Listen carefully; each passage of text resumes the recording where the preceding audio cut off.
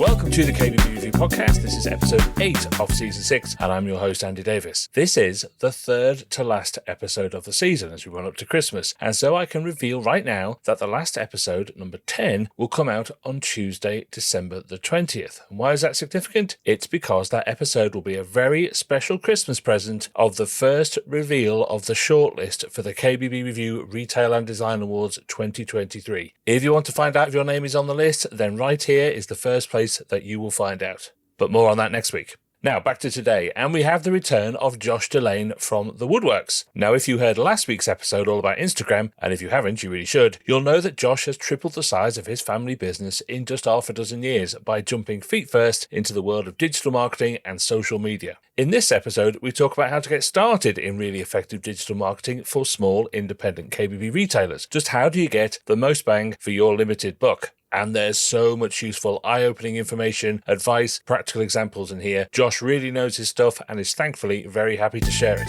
But first, this episode is out on December the 6th, which means you have just 3 days left to enter the KBB Review Christmas Window Competition 2022. Are you glowing with pride at how your window looks this year? Are there lots of merry gentlemen stopping to rest outside to gaze in awe? Have Michael Bublé and Mariah Carey just taken one look and decided to go home because they just can't compete with the sheer levels of Christmasity you're projecting? Then all you need to do is post your pictures by the end of December the 9th using hashtag KBBXmas22 on Instagram, Twitter or LinkedIn. And you could not only win the glory, but also £500 for a charity of your choice, courtesy of our very generous sponsors, Cougar. Good luck. So welcome back to the show, Josh Delane from The Woodworks. Hello, Josh. Hello. You were on last episode. You were talking very much about Instagram. We've had you on here before talking about TikTok. And I've got you back here today to talk a little bit more generally about small business marketing. Because small businesses find marketing quite daunting, I think, because it can be incredibly expensive. As always, you don't know where half the money is going. We don't know what's paying off. We don't know if it's worth it or it isn't worth it. And particularly in this industry, so much of what we think of as lead generation or bringing in new customers is traditionally this word of mouth recommendation way of operating. Yeah, absolutely. So even to this day, I meet retailers who just say they don't do any marketing at all because everything they do comes through recommendation. But I think in this day and age, the market is changing, the world is changing, the audience is changing, the shopper is changing, that we need to be much more aware of so many other different types of what would fall under the umbrella of marketing. So I wanted to get you in today because you've been so successful with your company, and it hasn't been because you've invested loads and loads of money into it. It's very much an organic growth of how you've operated. So let's start with that. Tell us a little bit about The Woodworks. Okay, so The Woodworks are a fourth generation owned and operated family business. We design, manufacture and install high-end fitted kitchens in London and the home counties. So give us an idea of your marketing setup and again, your marketing growth. So where you started with it and where it is now. Yeah, sure. So started on the marketing journey about 7 years ago, started from zero on every platform. And over the last 7 years, we've amassed 150,000 followers on Instagram, over 500,000 followers on TikTok, got a small but steadily growing YouTube channel of 1,000 subscribers or 1,200 subscribers, got a big house profile where we win awards every year, got thousands of pins on Pinterest. We are everywhere.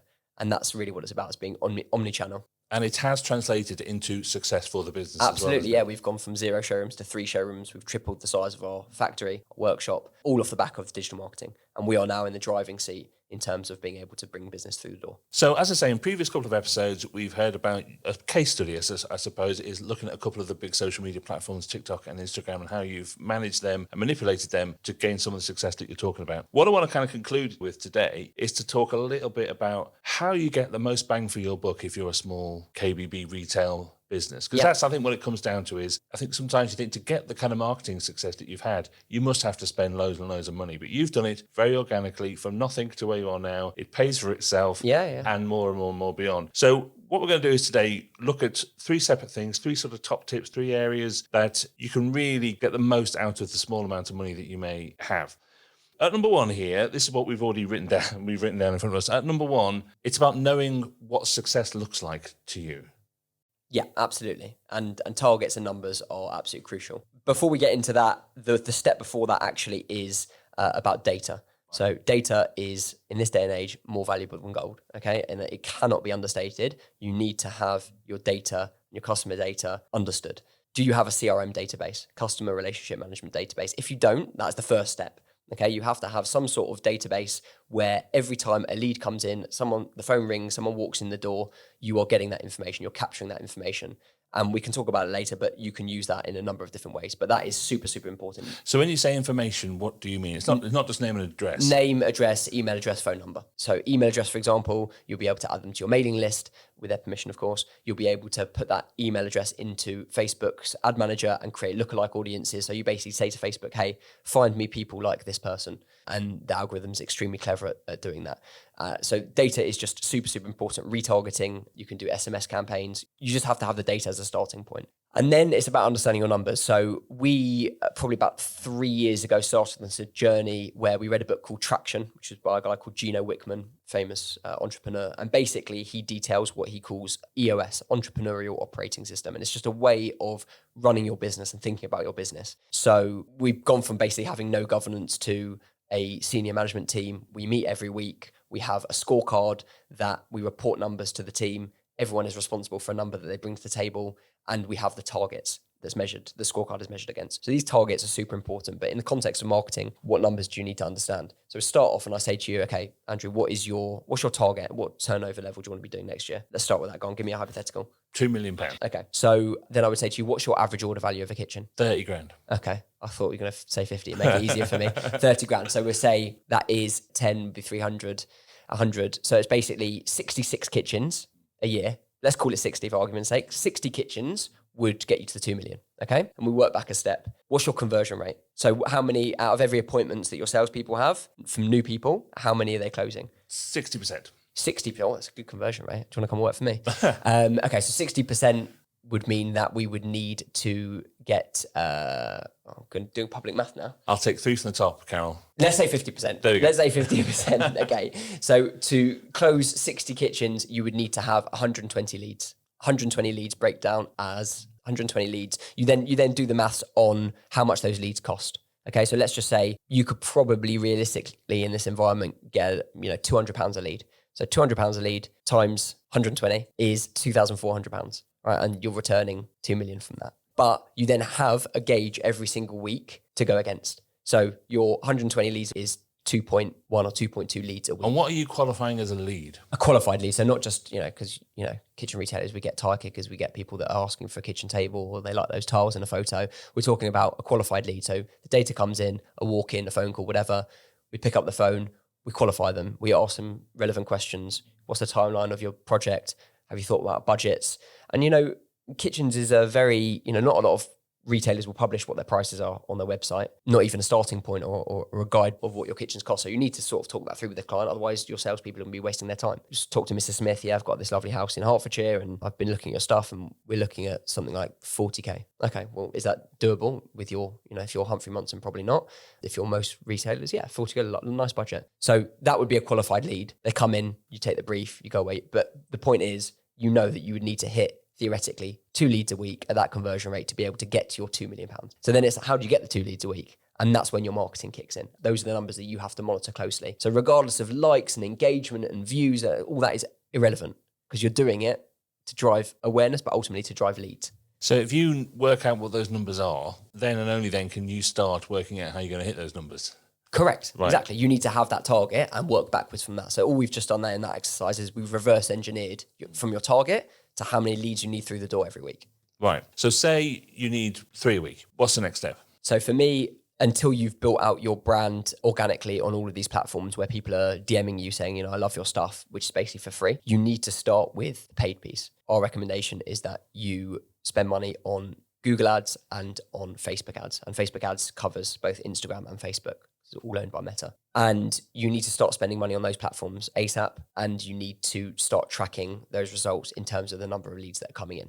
And that is a directly measurable, attributable figure. I've spent £100 this week on ads and I've got 1 lead from it. So my cost per lead is £100. Great, I'm on target. Realistically, it's a lot more than that. When I started, we were paying £50 a lead 7 years ago, and it's now more like £200 to £250 a lead.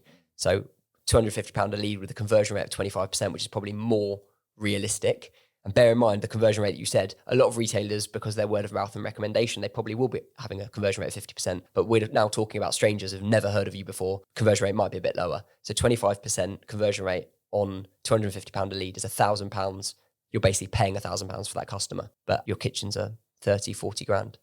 If I said to you, pay me £1,000 and you can have a 40 grand kitchen, you do it all day long. But you're right, you have a sort of mental budget in your head of how much these things are costing you. A lot of that digital marketing stuff, you basically charge your account up, or you pay per lead, or you pay a certain amount, or you have a limit that you would set yourself. Yeah. But it's all reverse engineered Yeah. from our target. So let's just say next year we want to do 10 million in sales. And I know that we're paying £250 a lead and our conversion rate is 25%. Average order value is 50 grand. So 50 grand means 200 kitchens. 200 kitchens means £1,000 to get that customer. We need to spend 200 grand on our marketing, right? And that is literally, that's what our budget is. We say, okay, 200 grand, break it down by month. That's what we've got to spend. Now, how are we going to allocate that across all the platforms? When you put it that way, it's actually quite straightforward. Listen, I think people... I mean, it's maths, so it's not straightforward. Exactly. No, I don't do maths. As long as you've got a calculator, it's fine. I think a lot of people get like disheartened by the fact that marketing is like, got to be super creative and it's like this black box and I'm getting views, but what does it mean? Ultimately, it is very, very simple maths and it breaks down very easily, as I've just explained. You're looking for leads qualified into customers, work it back, how much they cost, and what's your budget. So that budget as well leads us on to the second point that we want to make here, which is, well, who the hell's going to do all this stuff? Yeah, right? okay, yeah. How do you do all this stuff? But you're setting yourself a budget. So as part of that budget, are you getting people to help you get this done? So we are at the scale that we're at now because there's, if you're spending 15 grand a month on ads, you need someone in that ad account all the time, monitoring it. It's two changes every day. So that is a full-time job. When you start off and you're spending, £100 a week, £200 a week, you could do it yourself. You're going to have to learn how to do it because it's complicated. And no matter what Facebook or Google tell you, never, ever, ever, ever boost a post because you are flushing money down the toilet. It's literally just a way of them making quick money because you're paying £20 to promote it, in inverted commas, and you don't know what's happened with that at all. Whereas when you do it through the ads manager and it's all properly set up, you can track that, how many people have clicked on your website, what that follow through conversion rate was, et cetera, et cetera. If you don't have the understanding of how to do it and you don't have the time to basically commit to learning how to do it, then you have to hire an agency. And there are agencies that will do it for not a huge amount of money. I know some agencies charge between $750 and $1,500 and they will manage all of the ad buying, but they will also create the ads for you. And they will also, in a lot of cases, do sort of manage your funnel, which is we'll get to in terms of the website. Because I guess some people might think, okay, I've got to hire somebody. I've got to put somebody on the payroll. I've got to have somebody in the corner of the office sitting there doing this stuff. Yeah, no small business should be hiring a media buyer because that's what it is. We're talking about a media buyer. But I guess it's creating posts. It's having a social media person who creates all the posts and creates all the content. Yeah. But you would also probably lump this under that role because you didn't really understand it very well. Yeah, so that's actually a trap that a lot of people fall into, and it's really important that we talk about that. So I saw a post on LinkedIn the other day. It was someone in the KBB industry, and they were talking about hiring a marketing executive. And they wanted this marketing person to have a full knowledge of Google AdWords and Facebook Ads Manager. They wanted them to understand SEO, do copywriting, be a photographer, a videographer, do all the content management, et cetera, for 20 grand a year. And what people need to understand is in marketing, there are different types of people that are different personalities and different types of brains. You can't get to one person to do it all. You can't. I can't do it all. I know a lot about marketing and I can't do it all. I'm not a creative person. So I saw where my strengths lie and I hired the weakness. So my strengths, I'm an accountant by trade. So my strengths were in the analysis of the numbers, the media buying and understanding all of that. And then I hired the creative people because I couldn't do that no matter how much time I spent. And the creative people, let them do what they do best and I'll focus on the other part. So really, it's a self-awareness exercise. You need to understand what you're good at and what parts you could potentially do and outsource the rest. Because one person is not going to be able to do it all. It doesn't exist. And if they did, they'd be charging 300 grand a year. Now, one of the things I imagine will set alarm bells ringing here is the idea of something that you don't know enough about, going out and finding a third party to help you with it. And knowing whether or not they're any good, whether you're throwing good money after bad. No, I understand. How do you know if you're hiring the right people? So I would say I've got free videos on my TikTok and on LinkedIn that talks about understanding the basics of digital marketing in terms of the numbers and what they all mean. Spend an hour on YouTube just understanding the fundamentals. But ultimately, I will tell you right now that we spend about £250 per lead. That's blended across all the platforms. That gives everyone listening a decent benchmark in terms of what it should be costing. So, and if you hire an agency and they're saying it's costing us £400 a lead, they're doing something wrong. So that's hopefully a bit of actionable advice. that you should benchmark it against. If you're getting leads for £100, spend 4 times as much, because that is really good. And then once you are a few months in and you sort of see what's going on and you understand the numbers and what it's costing you, then you can start to build that out a bit more. Because I guess there's outsourcing in the sense that, someone's taking care of that, I don't need to worry about it, I don't need to think about it. Yeah. And then there's outsourcing in, I need to understand enough of what they're doing to measure whether or not they're any good at it or not. Yeah, you can't completely detach yourself from it and go, well, thank God I don't need to know anything about that now. No, but if you sit down and you budget and you know that, as a business owner, you need to know how many leads you need to be able to sustain the business or to hit your target. So if that is 3 a week, you need to hire an agent, say, this is what I need to get to. And they'll tell you how much it's going to cost, to use their service as a retainer, and also how much it's going to cost in terms of ad spend. You crunch those numbers. Does it work for you? And then you need to monitor it. And if you're not getting the results, you're getting no leads, then the agency is probably not doing a very good job. And they'll give you a lot of excuses. The algorithms changed, and there are some valid things. Like I've done it for long enough to know, like at the moment, example, we are end of November. Search intent for kitchens for the last month has been really low. So I monitor the next level up of what we've been talking about is website visitors and conversion rate on your website to get to the unqualified leads, right? Search intent on Google has dropped massively for kitchens. I don't know if it's the World Cup or whatever it is. Again, that's like the next layer of knowledge that you need to build. So you need to check Google Trends, check things like SEMrush, and understand, is the whole industry down?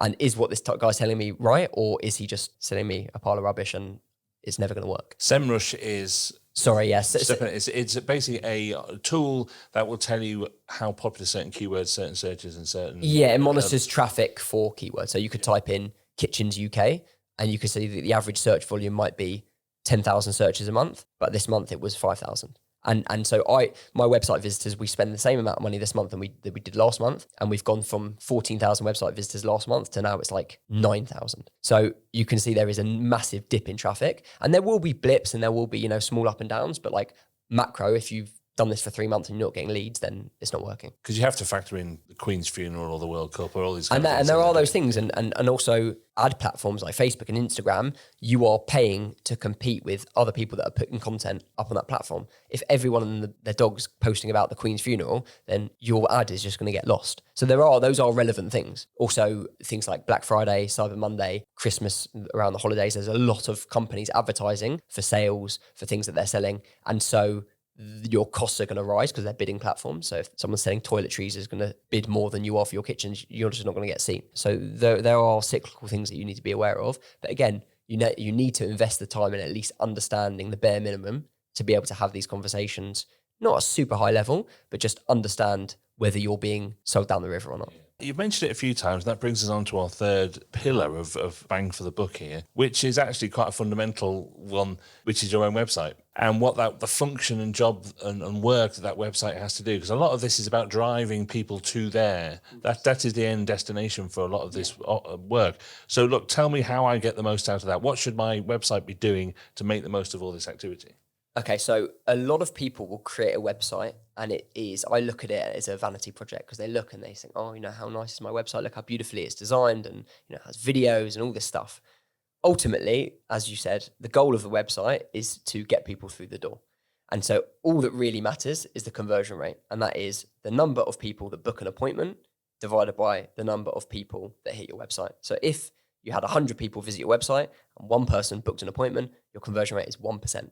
Right, and then if you multiply that out to 10,000 website visitors, there's a lot of people that are getting in touch with you. There is a reason that Amazon looks like crap, their website. Yeah, it's not, they're no frills. And there's a reason that eBay was like that for years, and Gumtree is a super high converting website. It's because all of that stuff, all that fluff, it looks nice, it doesn't do the job. And the job is, it needs to convert. So again, understanding numbers, conversion rate is a very, very important metric to understand. So it's number of people that take an action on your website that you want them to take divided by the number of visitors to your website. And benchmarks in our industry, because it's a long sales cycle, you could be talking anywhere from 0.7% to 2%. So if you're converting at less than 0.7%, you've got a serious problem with your website, and that needs to be addressed. And there are specialists that do this. They're called conversion rate optimization specialists, CRO. And again, at the beginning, it's probably not where you want to spend your budget, but as you get more customers through the door, that is something you would want to address. And you could hire someone, freelancer, who might be able to look at that and do it as a project. So when a customer comes through the door, are you literally stopping them and going, did you come here via our website? No. That's why all of our numbers are tracked total marketing spend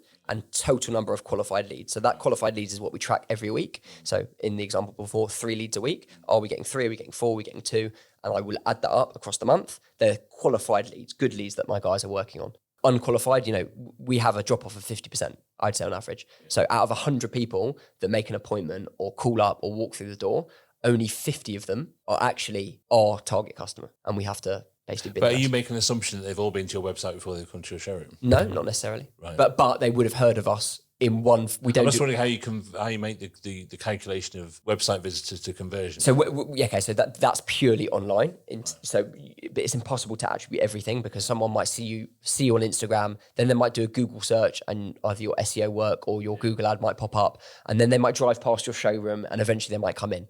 So to know exactly what point they were triggered to say, I'm going to take an action is impossible. Right. So that's why we look at it completely holistically and look at the conversion rate. But the conversion rate is the amount of people that take an action on your site divided by the total number of website visitors. Okay. So then it's about optimizing for what you want on the website. So again, we've got a long sales cycle in kitchens. It might be 12 weeks from the point that a customer first walks in the door until they're ready to place an order. And so you need to nurture them through that journey. Obviously, you have the appointment with the sales designer, you've got presentations, you've got amendments, but in the background, what are you doing? So a lot of companies, what they'll do is they'll have a newsletter. So they'll get people to sign off. There'll be a pop-up box that comes up on your website, put your email address in to stay tuned for all future updates or whatever you want to do. And you get people to start joining your mailing list. That's one step. Second step might be download your free digital brochure in exchange for your email address. And again, once you have that data, then you can either use that in targeting for Facebook or Instagram, or you can do an email marketing campaign and you can do what's called a drip sequence. So again, there's softwares that do this or automate it, that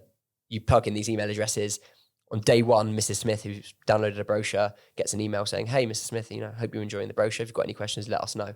And then on day 3 says, Mrs. Smith, why don't you check out this latest project that we've done? What do you think about this? Day 5, these are the latest kitchen trends, and you drip that in, and every single email has a call to action, which is book an appointment, because that's what we want to do. We want people to come in the door, book an appointment, and meet with one of our senior designers.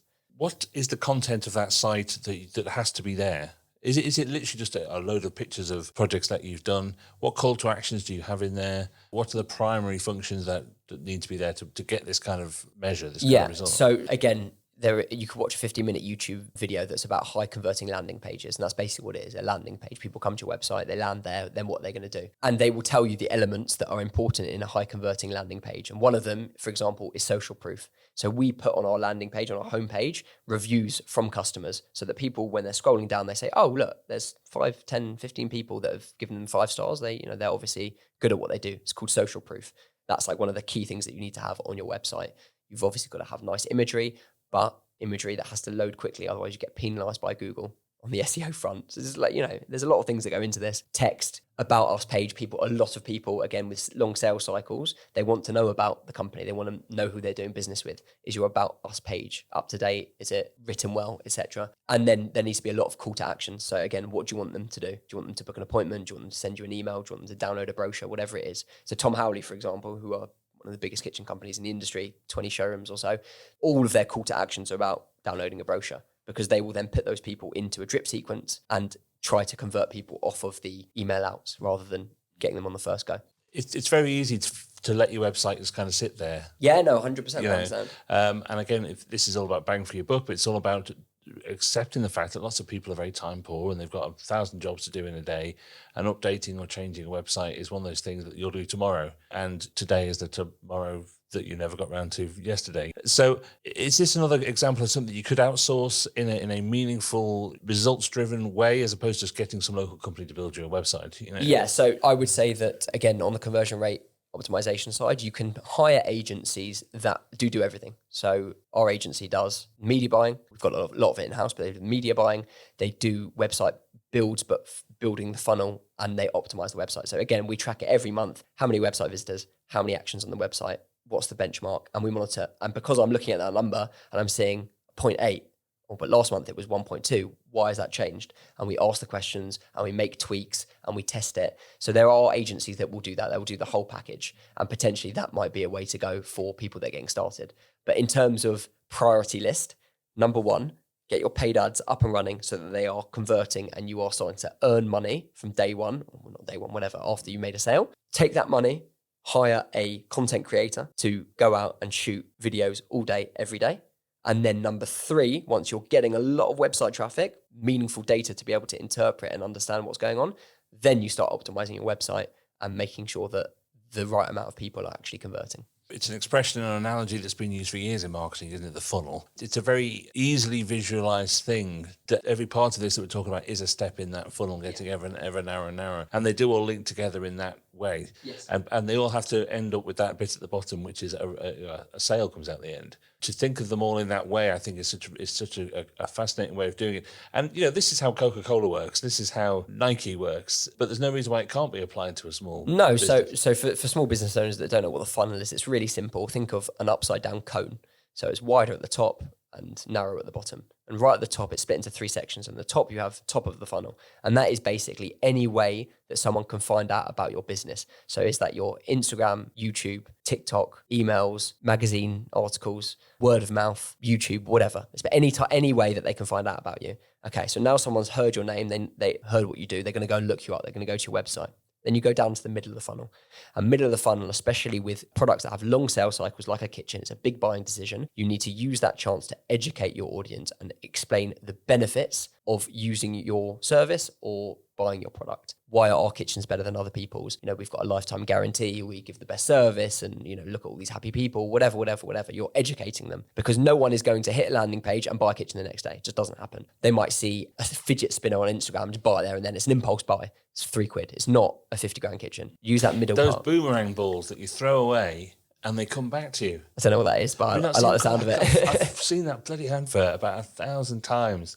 And I'm just thinking, I don't want one. But yeah, I know that at the 1,001 time, I'm thinking, actually, they're going to wear you down. They look pretty cool. Yeah. They're going to catch you on a good day. So use that middle of the funnel section to educate people. And then there is an element of being able to retarget people that potentially fell out the funnel at the top. So they heard your name, they went to your website, but they didn't take an action. They didn't go to the next step, which is, I want to find out more about that brand. You could then target those people in a variety of ways to say, hey, actually come back. We're going to tell you more about the business. And they come back into the middle of the funnel. And at that point, middle of the funnel, you're trying to get them to book an appointment to come into the showroom, to see your product, to meet with your designer. And then we try and drive them down to the bottom of the funnel, which is where you actually make the sale. Like I say, I think this is great because there's no reason on earth why you can't apply all these principles to a small business. I think that's the daunting part, is that you must have to have loads of money and marketing people coming out of your backside. But you don't. You can do this. It is possible to grow it and slowly and build it up bit by bit organically to something that is as successful as you have been with it. Yeah, listen, if you want to be in the driving seat and you want to grow the business, then you're going to have to do this. That is the bottom line. And no, you don't have to start with a team of 10 people, obviously not. But as we said earlier, we are selling expensive things for a lot of money. There is the margin in there to be able to invest into marketing. And people need to wrap their head around the fact that it might cost £2,000 to acquire a customer, but you're selling a kitchen for 30. So really understanding those numbers. And it is it's not a leap of faith, but like you do have to have some faith in it in terms of, I'm going to spend the £1,000 up front and I don't know what's going to happen at the end of it, but I'm sitting here telling you it does work. There's a lot of people that spend a lot of money on marketing. It does work. And it's only a small business if you think about it like a small business. We were never thinking about it like a small business. Otherwise, we would have stayed where we were. We wanted to grow and be a big business and be multiple showrooms and be, all over the country, maybe international one day. So we had big aspirations and our effort needed to match that. Well, look, Josh, we've barely scratched the surface of this, but it's so fantastic to get inside your brain and hear about it for a bit. And I can't wait to see what happens with you next. We'll catch up again soon. And you can tell us when you've got 1 million followers on Instagram. We'll come back for the celebration of 1 million. We'll come back for that. Josh, thank you so much for your time. Thanks, Andrew. That was Josh Delane from The Woodworks. And if you haven't already, you really should go and look at his social channels because everything he's talking about is right there to see. And it's also interesting and useful, isn't it? It shows how you can start with very little upfront investment other than time and a willingness to learn a new skill and, let's face it, a new language. But his results have been amazing. They're there to see. Don't forget to get those entries in for the KBB Review Christmas Window Competition 2022. You have it until the end of December the 9th. And all you need to do is post your pictures on Instagram, Twitter or LinkedIn using hashtag KBBXmas22. Good luck and I'll see you next time.